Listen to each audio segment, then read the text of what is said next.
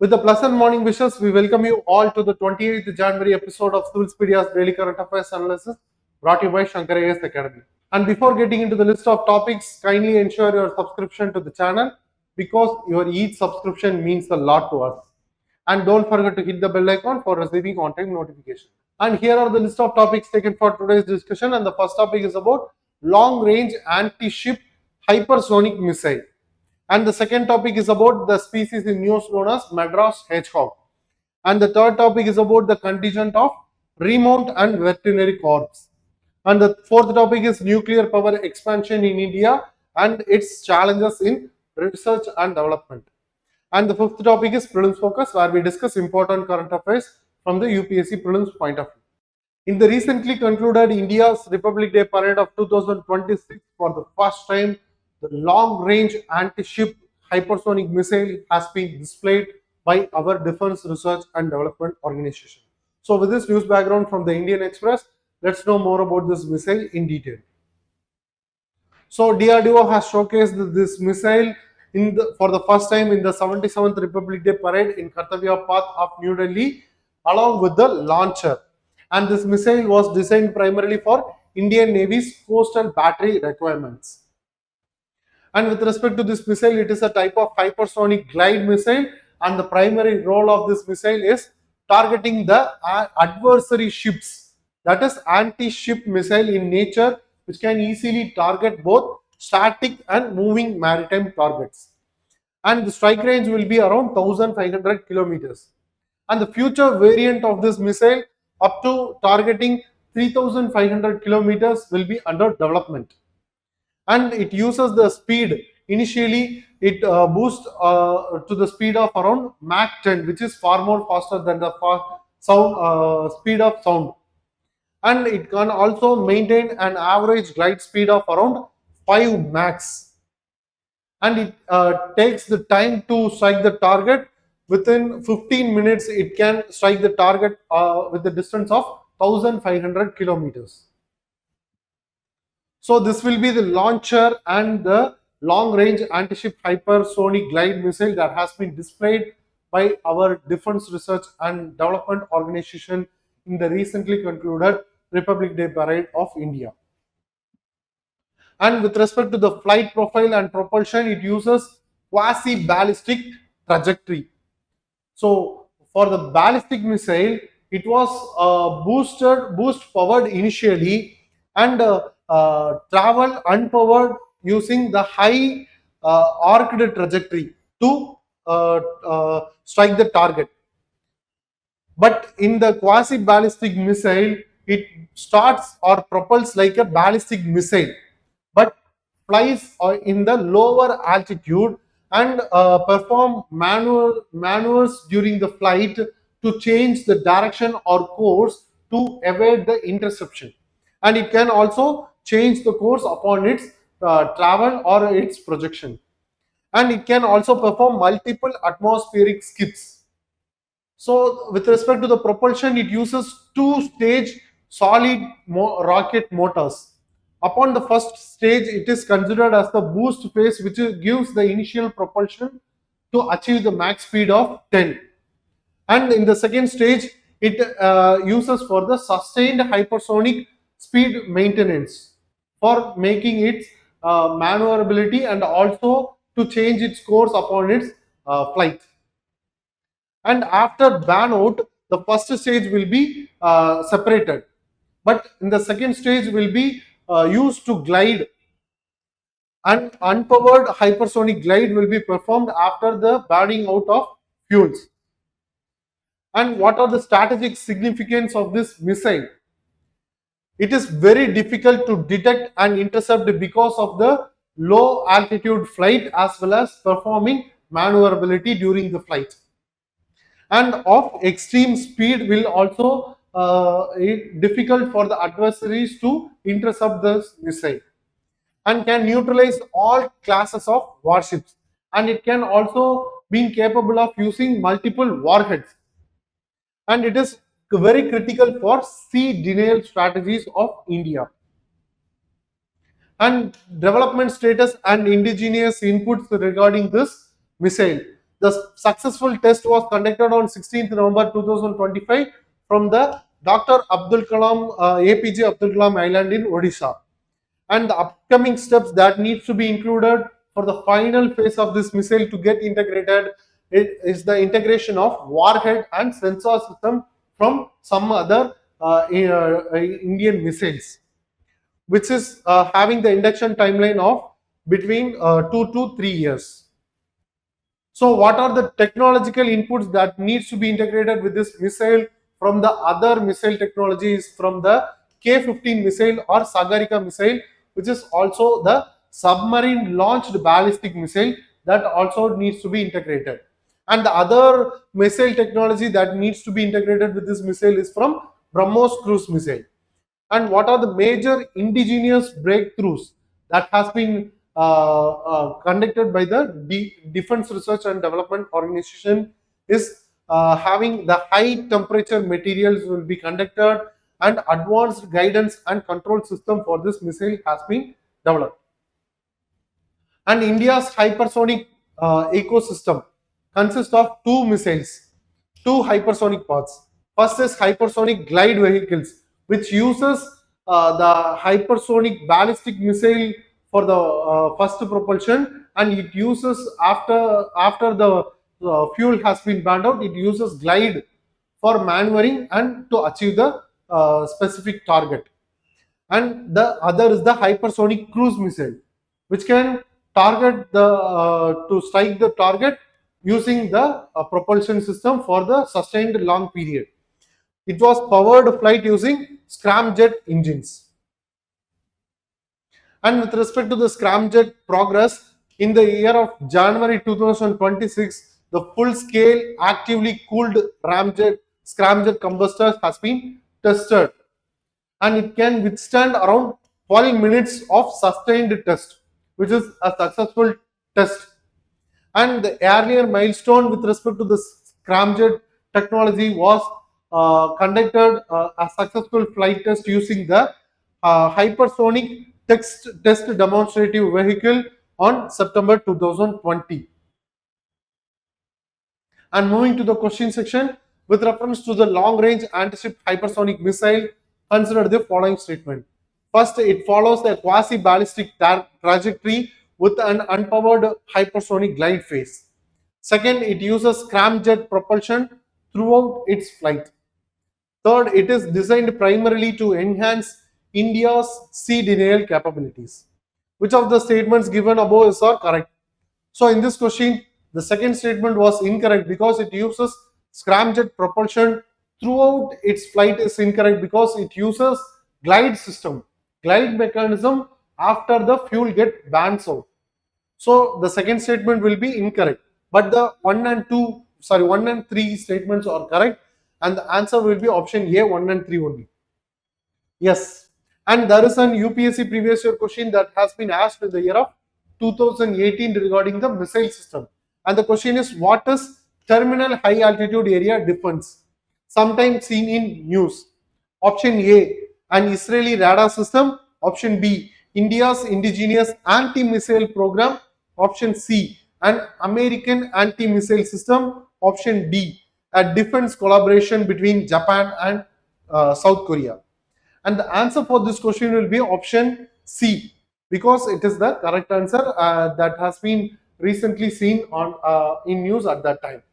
Yes. With this, we move to the next topic. With this news article taken from the Down to Earth, we are going to know about the species seen recently in news known as the Madras Hedgehog. So let's know more about the species in detail. So about Madras Hedgehog, it is also known as bare-bellied hedgehog, and the scientific name is Paraechinus nudiventris, and it is an endemic species to South India or Peninsular India, primarily found across the states of Tamil Nadu, Kerala, Andhra Pradesh, and in some parts of Karnataka. And with regarding its numbers in wild, there is no proper estimation of its population that has been accounted so far. And with regarding its conservation status, it is listed as a least concern species with respect to IUCN Red Data Book. And in India, it is protected under Schedule 4 of the Wildlife Protection Act of 1972, which protects the species from illegal hunting or poaching. And what are the major threats of this species? The first and foremost is the habitat loss or habitat fragmentation from the expansion of agriculture and plantations. And the other threat is the expansion of wind or solar infrastructure in India. And the other primary threat is the illegal poaching, traditionally linked with the mythical belief that its quills and meat has medicinal value for treating coughs and asthma. So it has been illegally hunted down. And the other major threat is the road mortality. And what are the habitat and ecological niche, which is also a primary thing that needs to be noted with regarding it, the Madras hedgehog, is that its preferred habitat will be dry scrublands, thorn forest, grasslands and edge of farmlands, and it avoids dense forest, which will be very important fact with related to UPSC prelims. So UPSC may ask question with regarding Madras hedgehog that it primarily found in the dense forest region. So it will be an incorrect statement. So it avoids dense forest areas. And what is the special habitat that it inhibits is that it primarily thrives on Teri, which is a red sand dune area in Tamil Nadu. So this Teri forest in Tamil Nadu will be the primary habitat of this species, which is a rare coastal inland dune ecosystem. And it is also been a high ecological fragile zone of India, or specifically to Tamil Nadu. And with regarding its behavior, it is nocturnal species in nature, which is active only during night time, and it shelters in shallow burrows during the daytime. And what are the key biological and adaptive features of this Madras hedgehog? It will be covered with protective spines across its body except its stomach area, and this protective spines is also known as quills. And this species also has bare pale belly, which got the species name of nudiventris. And defense mechanism of this species, it will roll into a spiny ball when it senses any threat from the other species or any environment threat. And with regarding its sensory abilities, it is of very poor eyesight species, and having strong smell and hearing sense. And regarding its diet, it specifically preys upon small insects, worms, snails and small reptiles. And why it is important for the ecology? Because this species acts as a natural pest control, which is naturally preys upon insects, worms, snails and small reptiles, and reduces the population of insects. And it also leads to the soil aeration of that area while it undertakes foraging activities. And it is also an indicator species which indicates the soil health of that region and invertebrate diversity of that region. And it fits into one health framework, which is related to the ecosystem's health, animal health and human well-being. And with regarding its major threats that we have already discussed: agricultural expansion of plantation, wind and solar energy projects. And the primary threat other than this is the road mortality and poaching that is associated with the mythical fact, that is that having no scientific basis with regarding its medicinal value of its quills and meat. And the data sufficiency of its population is also considered to be the primary threat of this species, because population has been poorly studied with respect to this species, and there is low awareness among the people with regarding its conservation and its ecological role.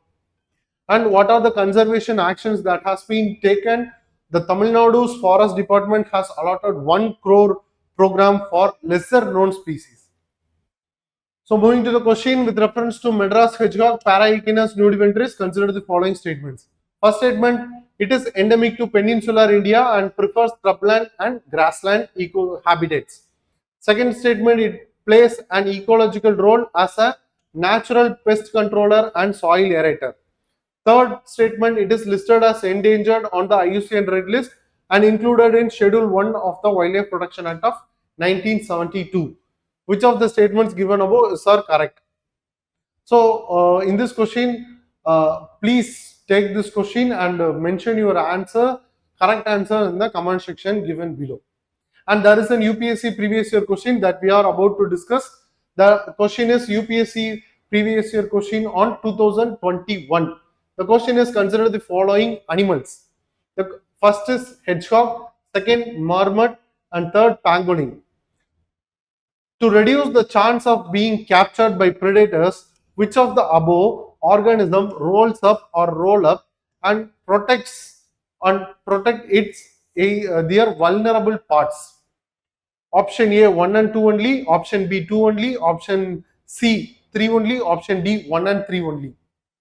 And the answer for this question will be option D 1 and 3 only, because marmot is a rodent species, not a scaly species. So it cannot rolls up to protect its internal organs or vulnerable parts. Yes, with this we move to the next topic. With this news article from the Indian Express, we are going to know about the Remount and Veterinary Corps of Indian Army, and also about the Bactrian camels, Zanskar ponies and raptors that has been inducted in the Republic Day Parade of 2026. So, Indian Army's Remount and Veterinary Corps featured prominently in the Republic Day Parade of 2026.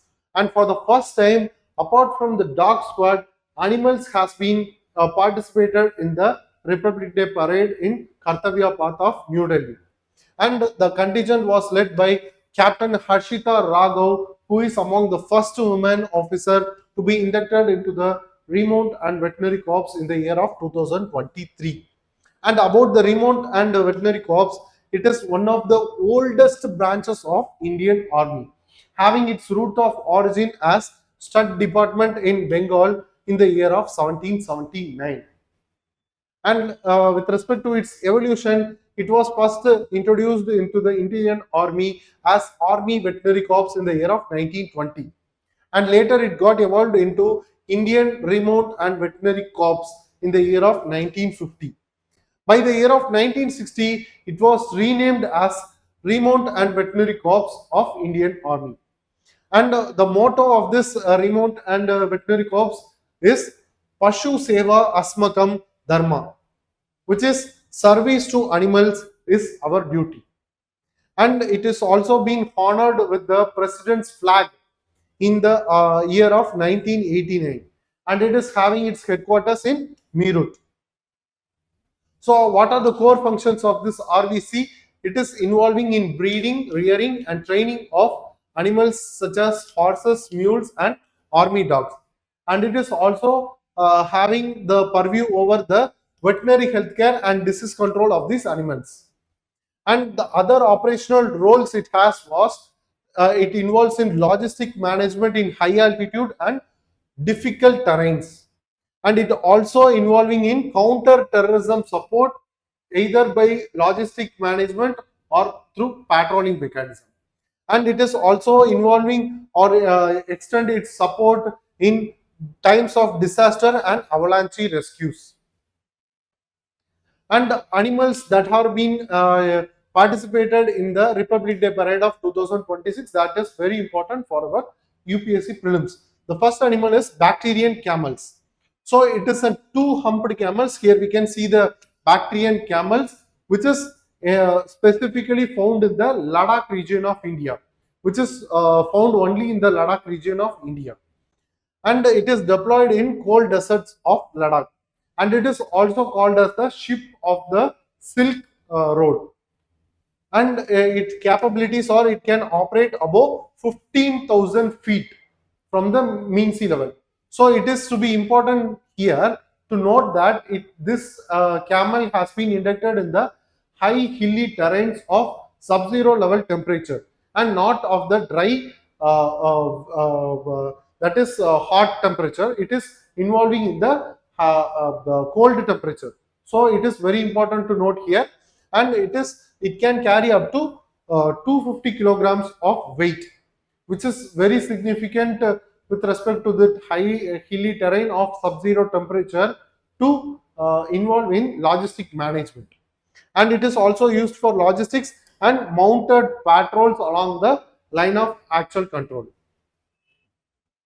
And the second animal is Sanskar ponies, which is indigenous to the regions of Ladakh. This is also a significant information that is important for our UPSC prelims, which is smaller in size but extremely hardy, and it can carry up to 40 to 60 kilograms of weight, which is also an important thing for logistic supply at high altitude regions, which is used in the regions of Siachen Glacier and Himalayan regions or Himalayan hilly terrains. And here we can see the image of Sanskar pony. And with respect to army dogs and indigenous breeds that has been inducted into the Indian Army, its role is explosive detection and mine detection, and it has been inducted into the Indian Army for tracking and guarding purpose, and also acts as a support to combat in combating roles, and it also been inducted or used in disaster management or disaster in times of disaster, avalanches and search missions. And with respect to the indigenous breeds of India that has been inducted into the Indian Army from 2023 to 25, or the first is Mudol Hound, which is primarily a breed from Karnataka region, which was the first dog breed that has been indigenous dog breed that has been inducted into the Indian Army in the year of 2016. And the other breeds are Rampur Hound, Chippiparai, Kombai and Rajapalayam breeds also been inducted into the Indian Army. And here is the image of Mudol Hound breed of Karnataka region. The other special feature that has to be noted for the UPSC prelims of 2026 is that in this year it is being included with the raptors or bats of prey in the parade, Republic Day parade of 2026. And the other roles and operations of the animals that has been participated in the Republic Day parade of 2026 or the participation in world wars.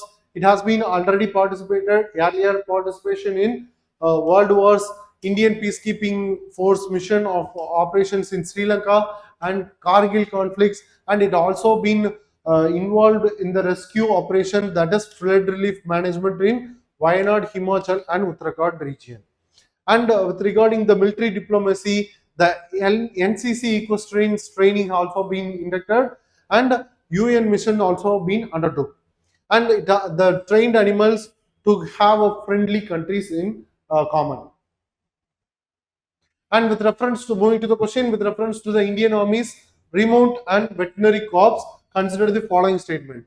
First statement, the RVC traces its origin to the stud department established in Bengal in the 18th century. Second statement, Sanskar ponies and Bactrian camels are deployed by the army primarily for logistics in high altitude region.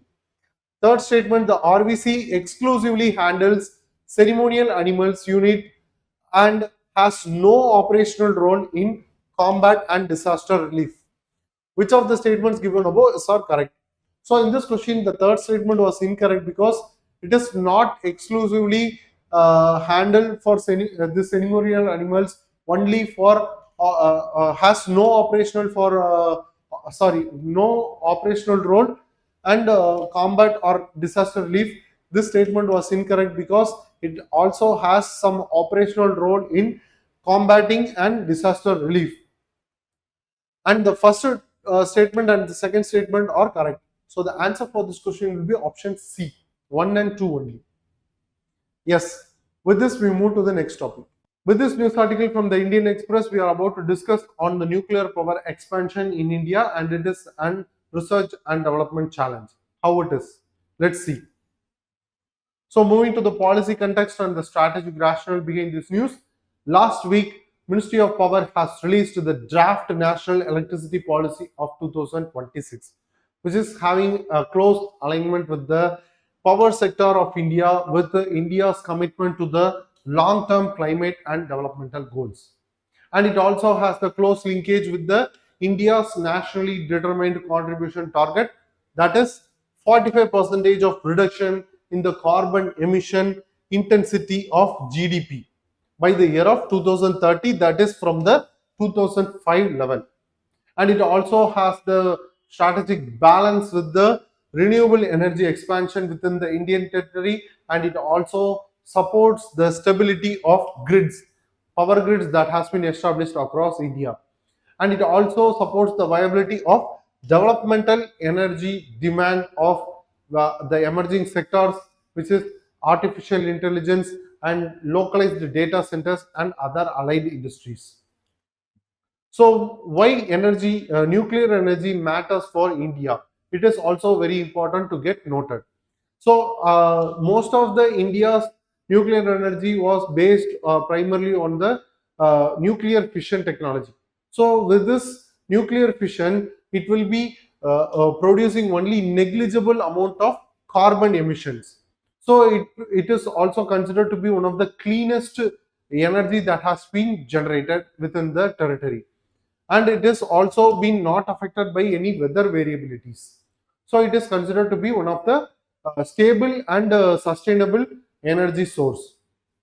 And according to the International Energy Agency, nuclear energy is the second largest source of low carbon electricity across the globe after hydropower. And it also complements other renewables, such as it acts as a base load power for other renewable energy generation, and it also reduces over the reliance on the coal for grid balancing.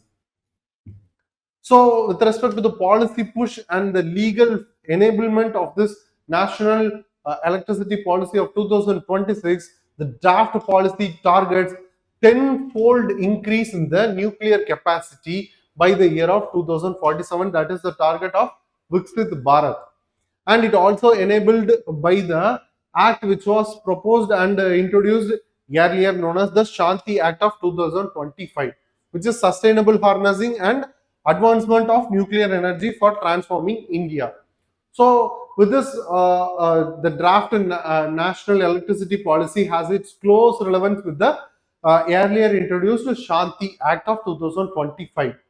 So what are the key policy innovations that introduced under this draft policy? It strives for the deployment of small modular reactors, which makes the nuclear energy generation more viable in localized areas. And it also provides direct nuclear power usage to industrial and commercial consumers. And what is this small modular reactors is of, and what are the significance associated with this? So this small modular reactors has the key advantages upon its installation, such as it can be occupy only a small area. So it needs only smaller land footprint for installation. It occupies only lesser space, and it can be easily built in the factory, and it also been installed within the unit or within the place that needs to be installed. And it also has equipped with the enhanced safety features and safety systems, which makes it more sustainable and viable one for the localized nuclear energy generation. And it also provides faster installation and faster upgradation, which also makes the small modular reactors an effective one. And it can also be located close to the centers where the demand for nuclear energy is more. And moving to the core constraints or the hurdles associated with this draft national electricity policy with regarding the fuel security and R&D gap. So the ambitious target that has proposed under the national electricity policy was to around generation of around 100 gigawatts of nuclear energy capacity in the 21 years down the line. And what are the challenges associated with the installation or the generation of this capacity within the Indian territory? What are the challenges? It was India's resource with respect to the nuclear fuel, that is uranium, is very low in amount, and it also be of lower in grade. So India has heavily depend upon the importation of this uranium or the nuclear fuel upon various countries such as Russia, Kazakhstan, and Canada.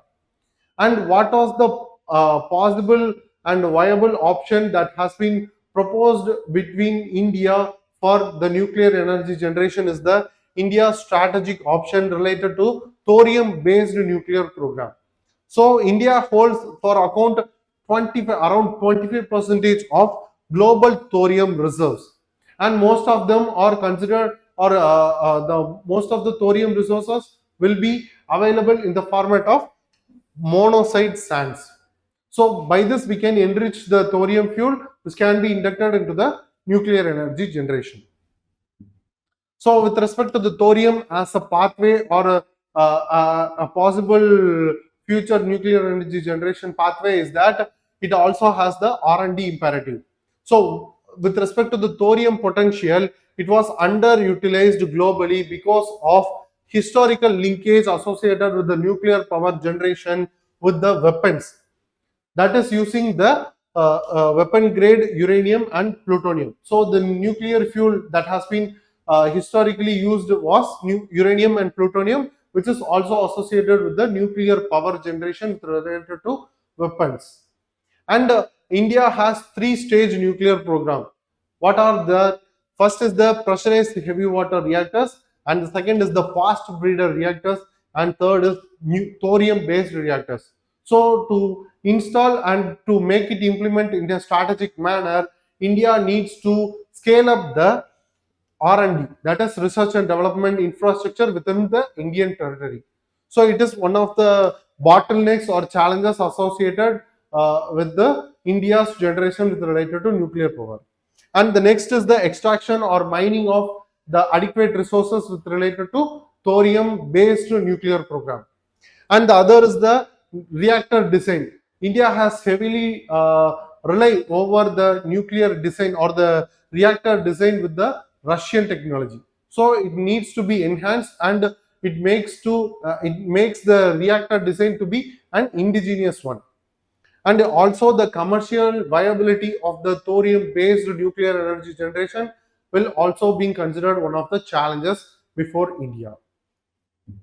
So moving to the main question, the question is nuclear energy is critical for India's low carbon development, but its expansion hinges more on research and innovation than capacity addition. Critically examined in the context of India's draft national electricity policy and thorium based nuclear program. And this is a 15 more question we need to answer within 250 words. Please take this question. We will evaluate and post your answers. Post your answers in the comment section. We will evaluate and give the feedback in the comment section itself. So with this, we move to the Prelims Focus. And coming to the final section of Prelims Focus, and the first topic is about National Startup Day. Recently, our Prime Minister Narendra Modi has participated in the program marking the decade of the Startup India initiative. And it was observed on 16th January of every year from 2016 onwards. And this year it commemorates to the 10th anniversary of the launch of Startup India initiative. And the primary aim of this initiative is to recognize the innovative spirit and entrepreneurial drive among the youth, shaping India's startup success.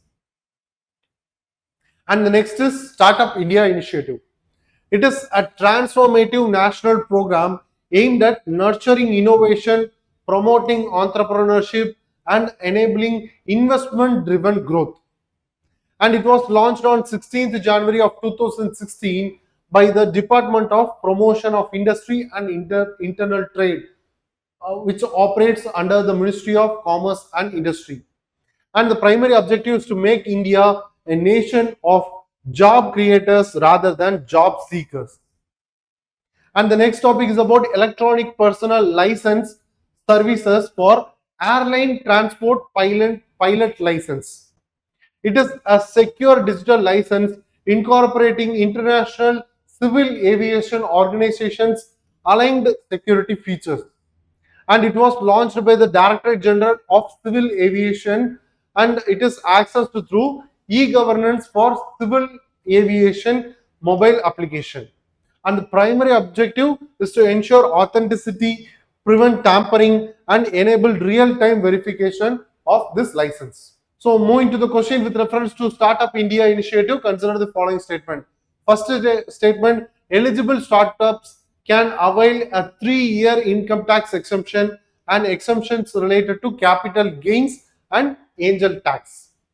Second statement, under the Startup India initiative, recognized startups are mandatorily required to have prior experience and minimum turnover to participate in government procurements. Which of the statements given above are correct?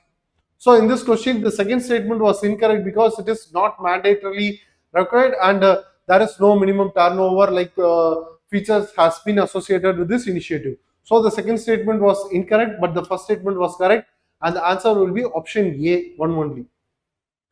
Yes, with this we came to the conclusion of this episode. Hope you guys like the video. Please share your positive comments and suggestions in the comment section given below, and share the video to your friends. And don't forget to hit the subscribe button and bell icon for receiving on-time notification. Thank you for watching us. Have a wonderful day.